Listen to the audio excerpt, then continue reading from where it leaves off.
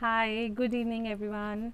सो आज की वीडियो मैं फिर से दोबारा से एक टॉपिक को स्पेसिफाई कर रही हूँ जो मैंने पिछले टॉपिक्स में बोला है, बट मुझे उसमें कुछ डाउट्स आ रहे थे हमारे फर्स्ट ईयर स्टूडेंट्स के, तो मैं उसको थोड़ा और ज़्यादा स्पेसिफाई कर रही हूँ। सैम्पलिंग एंड सैम्पलिंग डिस्ट्रीब्यूशन जो यूनिट थी जिसको हमने स्टार्ट भी किया था क्लास में, और अभी मैंने उसको पिछली यूनिट्स में अपनी पिछली वीडियोज़ में डिस्क्राइब किया है, बट क्योंकि आप लोगों के डाउट्स हैं इसलिए मैं उसमें थोड़ा सा दोबारा से बता रही हूँ।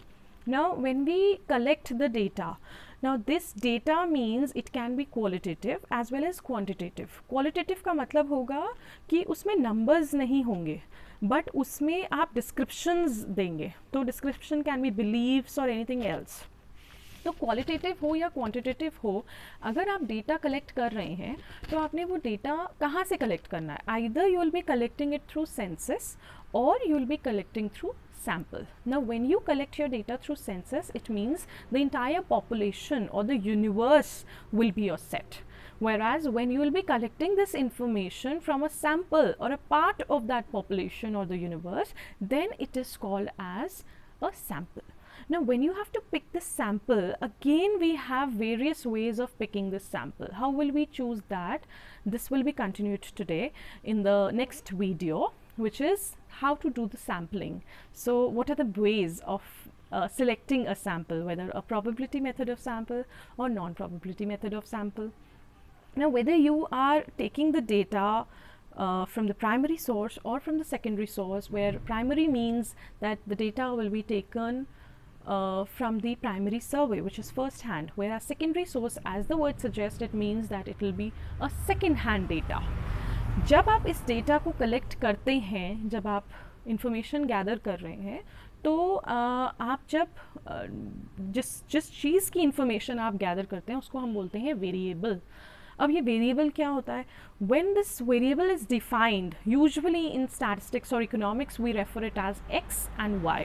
अब हम उसमें x और y तो लिख देते हैं, बट ये x और y है क्या? x और y here means that they are representing your variables. For example, a variable can be something which can be expressed in numbers, then it will be called as quantitative data. तो जैसे कि sales, profits, then we have income, which is revenue, then we have expenditure, which is the outflow, and then we can have different income methods like profits and dividends. जिस तरीके के examples होते हैं ये सब variable के under ही आते हैं. These are all examples of variable. तो anything which can be expressed in numbers can be referred as a quantitative variable.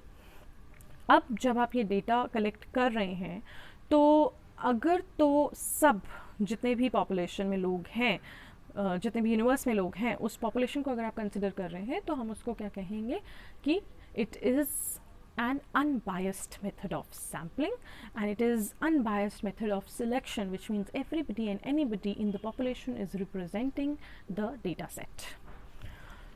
अब जब हम ये प्रोसेस करते हैं एक स्टैटिस्टिकल स्टडी में या फिर एक इकोनॉमिक स्टडी में, एक इकोनॉमिक एनालिसिस में, तो एक प्रोसेस के थ्रू हम उसमें आगे बढ़ते हैं. For example when we are collecting the data through sampling method, so the first step is that you have to select a sample.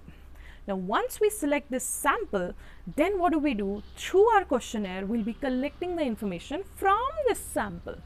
And once we collect the information from the sample, then what do? We actually analyze the information from the sample, and what do we get from this sample? That is called as inference. Inference क्या हुआ? अब आपने एक पूरे population का एक सब part लिया जो कि एक सैम्पल था, और उसको पढ़ते हुए, उसको समझते हुए आपने एक इन्फ्रेंस निकाला जो रिप्रेजेंट कर रहा है वो पूरे पॉपुलेशन को. तो जब आप एक सैम्पल स्टडी करते हैं तो वो आप इसलिए करते हैं because we have certain limitations. हम नहीं कर सकते पूरी पॉपुलेशन, हम कोई भी स्टडी के लिए हमेशा ज़रूरी नहीं है कि पूरी पॉपुलेशन को कंसिडर कर पाएँ.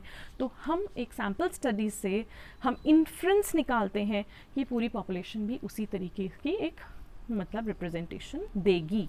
तो इसीलिए हम क्या बोलते हैं कि एक सैम्पल जो है वो एक रिप्रेजेंटेटिव है of the entire population. Now when we are doing this, so जब हम जो वेरिएबल्स जो एक पॉपुलेशन के होते हैं उनको हम एक टर्म देते हैं, और सिमिलरली जो हम सैम्पल के चूज़ करते हैं उनको भी एक टर्म देते हैं. What are those?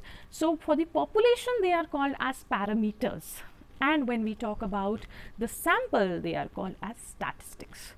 तो इसमें भी मैं आपको आगे एक्सप्लेन करूँगी कि जब हम एक पॉपुलेशन के पैरामीटर्स डिफाइन करते हैं तो the basic ones are the mean and the standard deviation, जिसमें हम मीन जो है उसको हम लिखते हैं म्यू, एंड स्टैंडर्ड डेविएशन जो है उसको हम डिनोट करते हैं with sigma.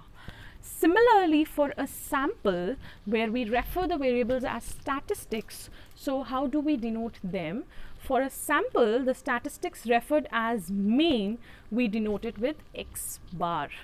And for the standard deviation, we use a capital letter S. So we'll be continuing these methods and this video in the upcoming videos. अगर आपको इस वाली वीडियो से कुछ भी समझ आया है और आपको ये समझ आ पाया कि एक सैम्पल क्या होता है, एक डेटा क्या होता है, एक वेरिएबल क्या होता है, so please share this, subscribe it and like it. Thank you.